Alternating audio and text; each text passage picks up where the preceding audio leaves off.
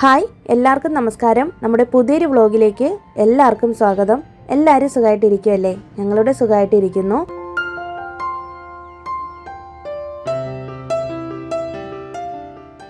അപ്പോൾ ഇന്ന് ശിവരാത്രിയാണേ. അപ്പോൾ ശിവരാത്രിയായിട്ട് ഞങ്ങൾക്ക് വേറെ വ്രതമോ കാര്യങ്ങളോ ഒന്നും ഇല്ല കേട്ടോ. ഞാൻ എൻ്റെ ലൈഫിൽ ഇതുവരെയും അങ്ങനെ ശിവരാത്രി വ്രതമൊന്നും എടുത്തിട്ടില്ല. ശിവരാത്രി വ്രതമെന്ന് മാത്രമല്ല, ഒരു വ്രതവും ഞാൻ അങ്ങനെ എടുത്തിട്ടില്ല കേട്ടോ. വ്രതം എടുക്കലോ അല്ലെങ്കിൽ അങ്ങനത്തെ സംഭവങ്ങളൊന്നും ഞാനും എൻ്റെ അമ്മയും ചെയ്തതായിട്ട് എനിക്ക് ഓർമ്മയില്ല. ഞങ്ങൾ ശിവരാത്രിയുടെ അന്ന് സാധാരണ ചെയ്യുന്നത് വൈകുന്നേരം ആകുമ്പോഴത്തേക്കും ഇലയപ്പമൊക്കെ ഉണ്ടാക്കും. പിന്നെ ഇലയുടെ ഇല്ലേ, അതുണ്ടാക്കാറുണ്ട്.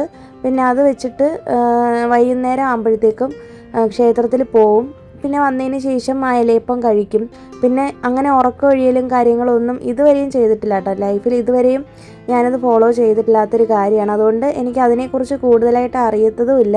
പക്ഷേ ശിവരാത്രി വ്രതം എടുക്കുന്നത് നല്ലതാണെന്നൊക്കെ പറഞ്ഞ് കേട്ടിട്ടുണ്ടെങ്കിലും ഇതുവരെയും അത് ചെയ്യാത്തത് കൊണ്ട് ഞാനും ഇതുവരെയും കല്യാണം കഴിഞ്ഞതിന് ശേഷമാണെങ്കിൽ പോലും അതൊന്നും ചെയ്തിട്ടില്ല കേട്ടോ. അപ്പോൾ വൈകുന്നേരമാണ് ഞങ്ങൾ ക്ഷേത്രത്തിൽ പോകുന്നത്. രാവിലെ പോകാനായിട്ട് സമയം കിട്ടില്ല കേട്ടോ. രാമിക്ക് ഇന്ന് സ്കൂളിൽ ക്ലാസ് ഉള്ള ദിവസമാണ്. അപ്പോൾ എന്തായാലും ശിവരാത്രിയും കൂടിയല്ലേ, അതുകൊണ്ട് വൈകുന്നേരം വിളക്ക് എത്തിച്ചപ്പോഴും രാവിലെ വിളക്ക് വെച്ചപ്പോഴും ഞാൻ നെയ്വിളക്കും കൂടി വെച്ചിട്ടുണ്ടായിരുന്നു.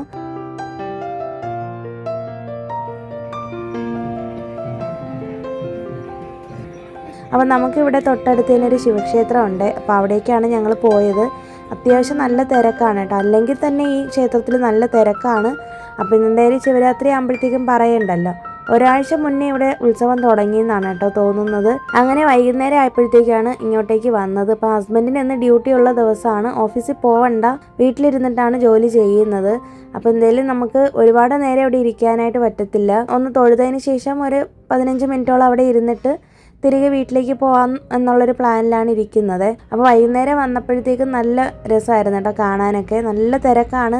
അപ്പോൾ ഈ ക്ഷേത്രത്തിലൊരു പ്രത്യേകത ഉള്ളതെന്ന് വെച്ചിട്ടുണ്ടെങ്കിൽ പ്രാവുകൾ ഇവിടെ ഇഷ്ടംപോലെ ഉണ്ട് ക്ഷേത്ര പരിസരത്ത് തന്നെ. അപ്പം ഞാൻ ഈ ക്ഷേത്രത്തെക്കുറിച്ച് ഇതിന് മുന്നേയും പറഞ്ഞിട്ടുള്ളതാണ് കേട്ടോ.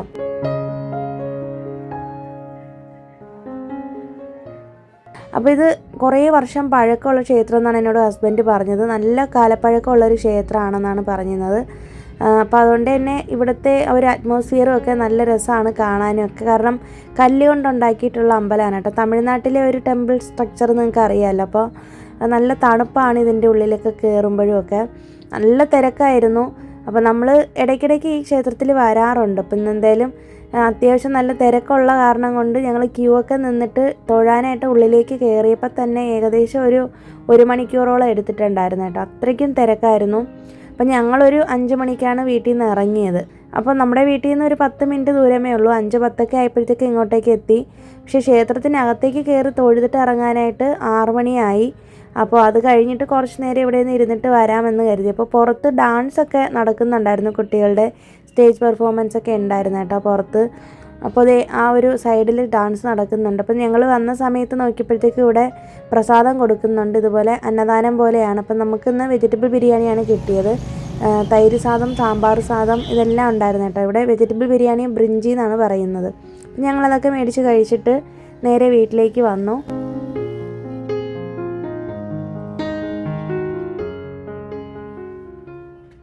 പിന്നെ ഞാൻ നെക്സ്റ്റ് ഡേ രാവിലെയാണ് വീഡിയോ എടുത്തിട്ടുള്ളത്. അപ്പോൾ ഇന്ന് വ്യാഴാഴ്ചയാണ്. അപ്പോൾ തലേ ദിവസം ശിവരാത്രിയുടെ അന്ന് ബുധനാഴ്ചയായിരുന്നല്ലോ. അപ്പോൾ വ്യാഴാഴ്ച രാവിലെ നമ്മൾ ശ്രീകൃഷ്ണ ക്ഷേത്രത്തിൽ പോവും. അപ്പോൾ എന്തായാലും നമ്മൾ വരുന്ന വഴിക്ക് ശിവക്ഷേത്രത്തിലും കൂടെ ഇന്നലെ പോയ അതേ ക്ഷേത്രത്തിൽ തന്നെ ഒന്നും കൂടി കയറാമെന്ന് വിചാരിക്കുന്നുണ്ട്. അപ്പോൾ രാവിലെ എഴുന്നേറ്റ ഉടനെ തന്നെ ഞാൻ കോലമൊക്കെ ഒന്ന് വരച്ചിടുന്നുണ്ട്. കഴിഞ്ഞ ഒരു വ്ളോഗിൽ ഞാനിങ്ങനെ കോലത്തിൻ്റെ ഡിസൈൻ ഷെയർ ചെയ്തിട്ടുണ്ടായിരുന്നു. അപ്പോൾ നമ്മൾ ഈ കോലം വരയ്ക്കുന്നതിന് മുന്നേ വരച്ചിട്ടുള്ള ഡിസൈനാണ്.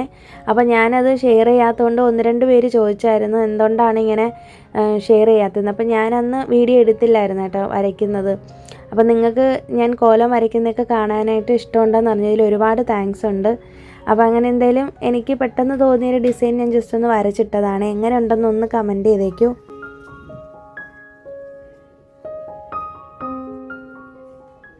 പിന്നെ അത് കഴിഞ്ഞിട്ട് ഞങ്ങൾ നേരെ ആമി സ്കൂളിൽ വിട്ടതിന് ശേഷം അതുവഴി നേരെ ഞങ്ങൾ ക്ഷേത്രത്തിലേക്ക് പോയി. ശ്രീകൃഷ്ണ ക്ഷേത്രത്തിൽ പോയിട്ട് നേരെ ഞങ്ങൾ തലേ ദിവസം വന്നിട്ടുള്ള അതേ ശിവക്ഷേത്രത്തിലാണ് വന്നത്. അപ്പോൾ ശിവരാത്രിയുടെ പിറ്റേ ദിവസമല്ലേ, അപ്പോൾ ഇവിടെ ഉത്സവത്തിൻ്റെതെല്ലാം കഴിഞ്ഞ് ബഹളമൊക്കെ കഴിഞ്ഞിട്ട് നിൽക്കുകയാണ്. പക്ഷെ എന്നാലും ഇവിടെ 2 ദിവസം കൂടി ഉത്സവം ഉണ്ടെന്നാണ് കേട്ടത്. അപ്പോൾ അതുകൊണ്ട് തന്നെ ഇന്നും നല്ല തിരക്കായിരുന്നു കേട്ടോ. നല്ല വെയിലാണ്. ഒരു 10 മണിക്കൊക്കെ ശേഷമാണ് ഞങ്ങളിവിടെ എത്തിയത്. 10:30 ആയപ്പോഴത്തേക്കാണ് ഇവിടെ എത്തിയത്. നല്ല വെയിലായിരുന്നു. ഇവിടെ ആണെങ്കിൽ നിൽക്കാനായിട്ട് പറ്റുന്നില്ല കേട്ടോ. ഞങ്ങൾ രാവിലെ ഭക്ഷണമൊന്നും കഴിക്കാതെയാണ് ക്ഷേത്രത്തിൽ പോകുന്നത്. എപ്പോഴും അങ്ങനെ തന്നെയാണ്. ആമിക്ക് മാത്രം ബ്രേക്ക്ഫാസ്റ്റ് കൊടുത്തിട്ട് അവളെ സ്കൂളിലേക്ക് പറഞ്ഞയച്ചു കേട്ടോ. അപ്പോൾ എനിക്കാണെങ്കിൽ തല കറങ്ങിയിട്ട് നിൽക്കാനായിട്ട് പറ്റുന്നുണ്ടായില്ല. അങ്ങനെ പിന്നെ ഹസ്ബൻഡ് പോയിട്ട് ഇതിൻ്റെ ഉള്ളിൽ തന്നെ ഒരു കൗണ്ടറുണ്ട്, അവിടെ പോയിട്ട് വെള്ളമൊക്കെ മേടിച്ചുകൊണ്ട് വന്നു.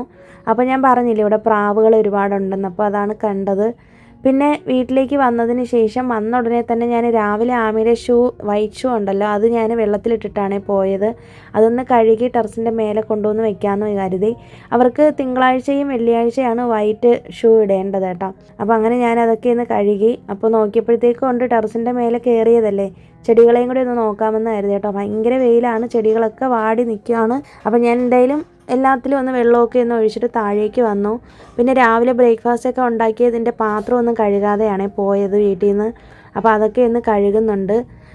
പിന്നെ അത് കഴിഞ്ഞിട്ട് കിച്ചണൊക്കെ ഒന്ന് ഒതുക്കണമായിരുന്നു. പിന്നെ വരുന്ന വഴിക്ക് തന്നെ ഞങ്ങൾ മാർക്കറ്റിൽ കയറിയിട്ടുണ്ടായിരുന്നു കേട്ടോ. കുറച്ച് വെജിറ്റബിൾസ് മേടിക്കണമായിരുന്നു. എല്ലാമൊന്നും അല്ല, അത്യാവശ്യം വേണ്ടുന്ന വെജിറ്റബിൾസ് മാത്രം മേടിച്ചു. അപ്പോൾ കുറച്ച് വഴുതനങ്ങയും കുക്കുംബറും ഒക്കെ മേടിച്ചിട്ടുണ്ടായിരുന്നു. സാലഡ് വെള്ളരിയില്ലേ, അതൊക്കെ മേടിച്ചായിരുന്നു. പിന്നെ സവോളയും ഉരുളക്കിഴങ്ങും അതൊക്കെ കുറച്ച് അധികം വേണമായിരുന്നു കേട്ടോ, അതൊക്കെ മേടിച്ചു. അങ്ങനെ അതൊക്കെ കഴിഞ്ഞ് വീട്ടിലേക്ക് വന്നതിന് ശേഷമാണ് പാത്രമൊക്കെ കഴുകി കിച്ചണൊക്കെ ഒന്ന് ഒതുക്കുന്നത്.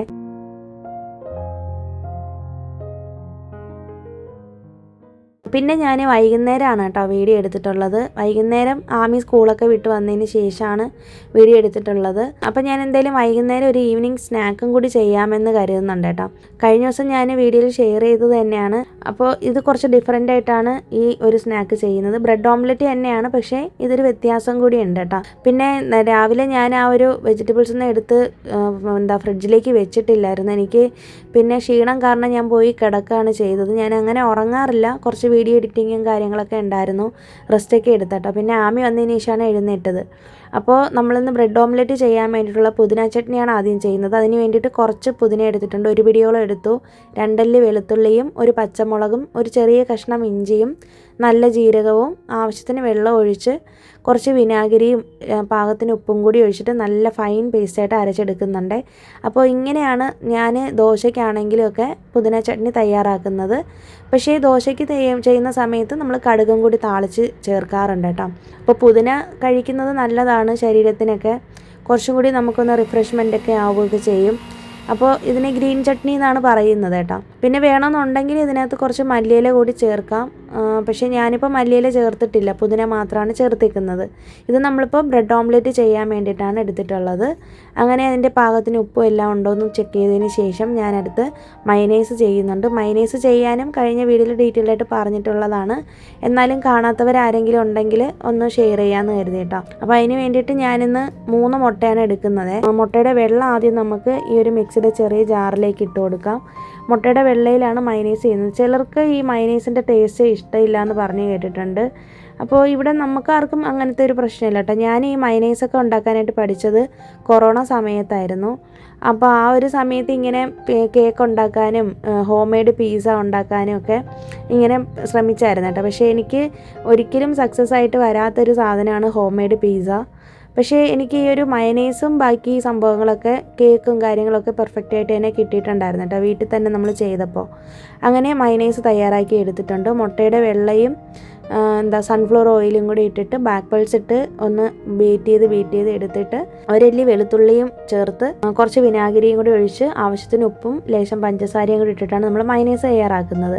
പിന്നെ ഓംലെറ്റ് ചെയ്യാനുള്ള മുട്ടയും കൂടി ഞാൻ എടുത്തിട്ടുണ്ട്. അപ്പോൾ മയനൈസ് ചെയ്തിട്ടുള്ള മുട്ടയുടെ മഞ്ഞയും അഡീഷണലായിട്ട് 2 മുട്ടയും കൂടി മുഴുവനായിട്ട് പൊട്ടിച്ചൊഴിച്ചിട്ടുണ്ട്. അതിലേക്ക് കുറച്ച് പെപ്പർ പൗഡറാണ് ഇട്ട് കൊടുത്തിട്ടുള്ളത്. പാകത്തിന് ഉപ്പും ഇട്ട് കൊടുത്തിട്ടുണ്ട്. ഞാൻ കഴിഞ്ഞ വ്ളോഗിൽ കാണിച്ചിട്ടുണ്ടായിരുന്ന ബ്രെഡ് ഓംലെറ്റിൽ കുറച്ചെന്താ മല്ലിയിലയും അതുപോലെ പച്ചമുളകൊക്കെ ഇട്ടിട്ടാണ് ചെയ്തിട്ടുണ്ടായിരുന്നത്. അത് വേറൊരു ടേസ്റ്റാണ്, ഇത് വേറൊരു ടേസ്റ്റാണ് കേട്ടോ. രണ്ടും വ്യത്യാസമുണ്ട് കേട്ടോ. രണ്ട് രീതിയിലും നിങ്ങൾക്ക് ട്രൈ ചെയ്ത് നോക്കാം. അപ്പോൾ നമ്മളിങ്ങനെ ആദ്യം മുട്ട ഇങ്ങനെ ഒഴിച്ചു കൊടുത്തതിന് ശേഷം ഇതുപോലെ ബ്രെഡ് ഇതിലേക്ക് വെച്ച് കൊടുക്കണം. അതിനുശേഷം നന്നായിട്ട് രണ്ട് സൈഡിലും മുട്ടയൊന്ന് സ്പ്രെഡ് ചെയ്തതിന് ശേഷം ബ്രെഡിലേക്ക് ഈ മുട്ടയൊന്ന് സ്പ്രെഡ് ചെയ്തതിന് ശേഷം അതിലേക്ക് ഒരു സൈഡിൽ പുതിന ചട്നിയും മറ്റേ സൈഡിൽ മയനൈസും കൂടി വെച്ചിട്ട് വേണമെന്നുണ്ടെങ്കിൽ ഈ സമയത്ത് നിങ്ങൾക്ക് കുറച്ച് ടൊമാറ്റോ സോസും കൂടി ഒഴിച്ചു കൊടുക്കാം. എന്നിട്ട് ഒന്ന് ഫോൾഡ് ചെയ്തെടുത്തിട്ട് രണ്ട് സൈഡും ജസ്റ്റ് ഒന്ന് മുരിച്ചെടുത്താൽ മതി കേട്ടോ. നല്ല ടേസ്റ്റാണ്. അപ്പോൾ ഇതേ സെയിം ടേസ്റ്റിന് തന്നെയാണ് നമുക്ക് സ്ട്രീറ്റിൽ നിന്ന് കിട്ടുന്നത്. ഇതും സ്ട്രീറ്റിൽ നിന്ന് കിട്ടുന്ന ഒരു ടൈപ്പ് ഓഫ് ബ്രെഡ് ഓംലെറ്റാണ്. അപ്പോൾ ഞാൻ 3 ചെയ്തിട്ടുണ്ടായിരുന്നു, ഞങ്ങൾക്ക് 3 പേർക്കും കൂടി കഴിക്കാനായിട്ട് കേട്ടോ. വൈകുന്നേരത്തെ ചായ കുടിക്ക് വേണ്ടിയിട്ടാണ്. എന്നൊന്നും അങ്ങനെ ചായ കുടിക്കാറില്ല കേട്ടോ, കട്ടൻ അങ്ങനെ ഇടാറില്ല, വല്ലപ്പോഴും ആണ് ഇടുന്നത്. അപ്പോൾ അങ്ങനെ ഞങ്ങൾ അതൊക്കെ ഇത് കഴിക്കുന്നുണ്ട്. അപ്പോൾ ഇത് നമ്മുടെ ഫാമിലി ടൈമാണ്. വൈകുന്നേരം ആകുമ്പോഴത്തേക്കും കുറച്ച് സമയം ഫാമിലിയായിട്ട് ഇങ്ങനെ സ്പെൻഡ് ചെയ്യും. കുറേ കാര്യങ്ങളൊക്കെ നമ്മളിങ്ങനെ പരസ്പരം സംസാരിക്കും. പിന്നെ ആമിയായിട്ടും സ്പെൻഡ് ചെയ്യാനായിട്ട് കുറച്ച് സമയം നമുക്ക് ഇപ്പോഴാണ് കിട്ടുന്നത്. പിന്നെ ഇത് കഴിഞ്ഞിട്ടുണ്ടെങ്കിൽ അവൾക്ക് ചില ദിവസങ്ങളിൽ ട്യൂഷൻ കാണും വൈകുന്നേരം, ചില ദിവസങ്ങളിലാണെങ്കിൽ ഒരുപാട് ഹോം വർക്ക്സ് ഒക്കെ കാണും. അപ്പോൾ അതുകൊണ്ട് കുറച്ച് നേരം നമുക്ക് കിട്ടുന്ന ഈ ഒരു ടൈം നമ്മൾ മിസ് ചെയ്യാറില്ല കേട്ടോ.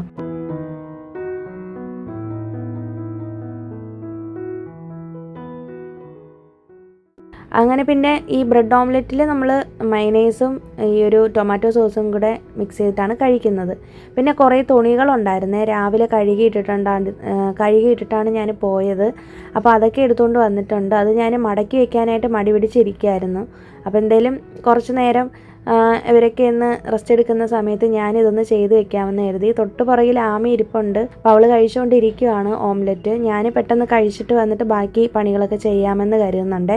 പിന്നെ കഴിഞ്ഞ ദിവസം നമ്മുടെ വ്ളോഗിൽ ഒരു കമൻറ്റ് ഇട്ടിട്ടുണ്ടായിരുന്നു, ഇതുപോലെ വെജിറ്റേറിയൻ സ്നാക്സും കൂടി ഒന്ന് ചെയ്യണമെന്ന്. അപ്പോൾ വരുന്ന വ്ളോഗുകളിലൊക്കെ ഞാൻ അതും കൂടി ഉൾപ്പെടുത്താം കേട്ടോ. അപ്പോൾ ഞാനിപ്പോൾ ഈ വ്ളോഗ് എടുത്തതിന് നേരത്തെ എടുത്ത് വെച്ചതാണ്, അതുകൊണ്ടാണ് ഇന്നും ബ്രെഡ് ഓംലെറ്റ് തന്നെ ഷെയർ ചെയ്തത്. പിന്നെ വൈകുന്നേരം ആകുമ്പോഴത്തേക്ക് ഞാൻ ചെടികൾക്ക് വെള്ളം ഒഴിക്കാറുണ്ട്. ഞാൻ പറഞ്ഞല്ലോ, ഇപ്പോൾ 3 നേരമായിട്ടാണ് വെള്ളം ഒഴിക്കുന്നത് ചെടികൾക്ക്. അങ്ങനെ സന്ധ്യ ആവുന്നതിന് മുന്നേ ഒരു 5 മണിയൊക്കെ ആകുമ്പോൾ തന്നെ നമ്മുടെ ബാൽക്കണിയിൽ ചെടികൾക്ക് വെള്ളം ഒഴിച്ചു കൊടുക്കും.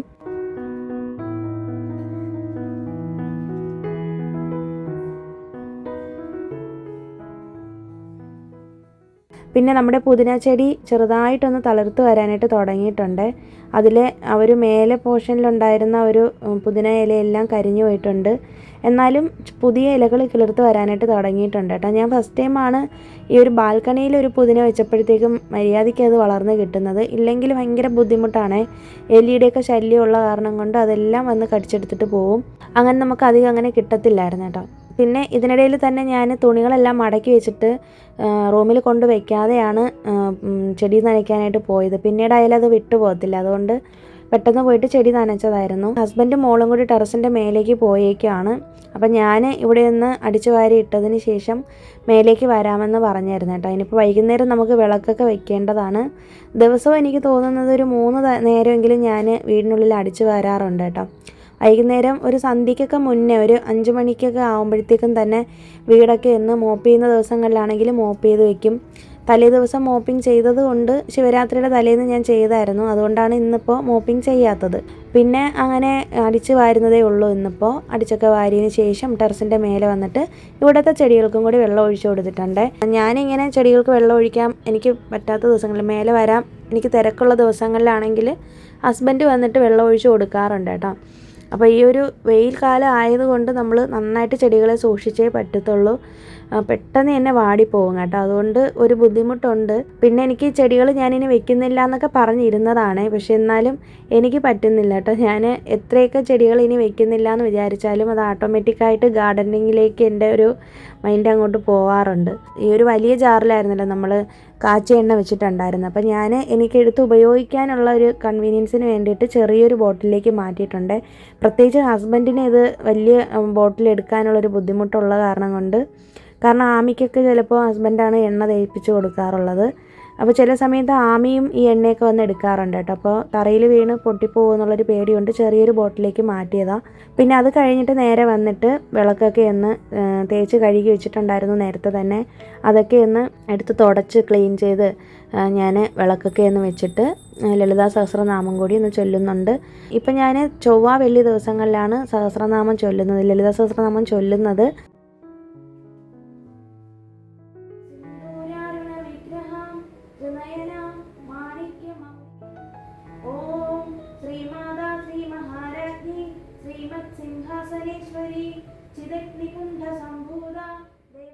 ചിലപ്പോൾ ഇതുപോലുള്ള വിശേഷ ദിവസങ്ങൾ വരുമ്പോഴും ചൊല്ലാറുണ്ട്. പിന്നെ വ്യാഴാഴ്ച ദിവസങ്ങളിലും മിക്കവാറും എല്ലാ വ്യാഴാഴ്ചകളിലും ചൊല്ലാറുണ്ട് കേട്ടോ. പിന്നെ ആമിയുടെ സ്കൂളിൽ കൊണ്ടുപോകാനുള്ള പാത്രങ്ങളൊക്കെ ഞാൻ കഴുകിയിട്ട് വാഷിംഗ് മെഷീൻ്റെ മേലെയാണ് തോരാനായിട്ട് വെച്ചേക്കുന്നത് കേട്ടോ.